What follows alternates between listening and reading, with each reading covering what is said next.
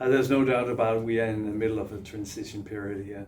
It's very, very important. We see it as a kind of a transition from coal to diesel, and the difference here is that we do not necessarily have the answer for our business. So why I'm here is in order to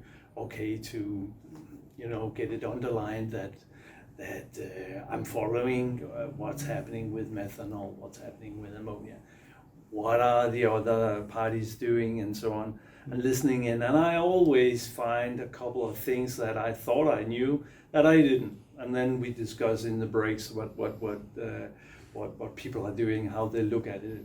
It's getting awareness and so on. So that's always very beneficial, and it's really good to meet people face to face also.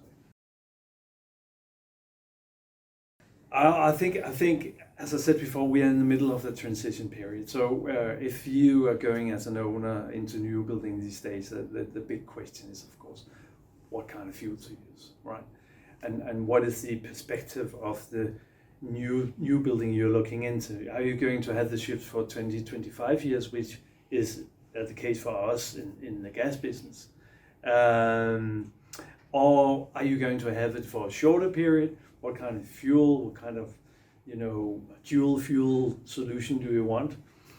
For me, right now, we are looking into methanol, and I will say I wanted to hear Maersk present what they have been doing, because in the long run it has been the hen and the egg a question here, and now Maersk is actually moving ahead without necessarily have the sufficient amounts of methanol for the ships. That's really nice, and that is what we need. That's a major challenge, because it's really left in the background, especially when we talk of the pre-EEDI vessels, and also the older tonnage for short sea, where we have a big portion of our ships in. What to do with these ships, because they are really going to feel the difference. And when we talk retrofit and so on, it can be done, and we have to do it, I guess, at a certain level. But I guess in many cases these ships they're more than 10 years, so you have to look at the value of the vessel itself and so on. I think you will see consolidation in that market.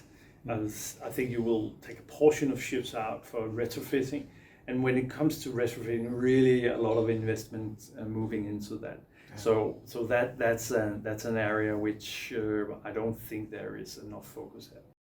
Well, what I dream of is a global solution, basically, not a regional. But I have to accept that someone like EU have to maybe move forward, and I foresee certain regional efforts in trying to move towards 2050 and beyond. And I think it will be regional, unfortunately, but it will really, let's say, be a challenge for a global company like ours and many others in this world.